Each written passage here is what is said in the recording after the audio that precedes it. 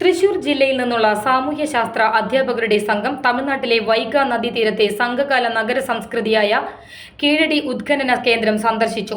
തമിഴ്നാട്ടിലെ മധുര, ശിവഗംഗ ജില്ലകളുടെ അതിർത്തിയിലുള്ള ഒരു ഗ്രാമമാണ് കീഴടി. വൈഗയുടെ തീരത്ത് തഴച്ചു വളർന്നിരുന്ന 2600 വർഷം പഴക്കമുള്ള ഒരു നഗരവാസ സംസ്കാരത്തിന്റെ കേന്ദ്രമാണ് കീഴടി. ജില്ലയിലെ സോഷ്യൽ സയൻസ് ടീച്ചേഴ്സ് ഫോറമാണ് ചരിത്രാന്വേഷണ യാത്ര സംഘടിപ്പിച്ചത്.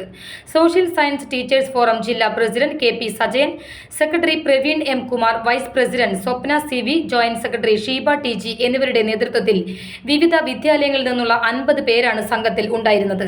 അക്കാദമിക താൽപര്യത്തോടെ കേരളത്തിൽ നിന്ന് എത്തിയ അധ്യാപകരുടെ ആദ്യ സംഘത്തെ ആർക്കിയോളജിസ്റ്റ് എ സുധാകർ കീഴടി പൈതൃക മ്യൂസിയത്തിൽ സ്വീകരിച്ചു.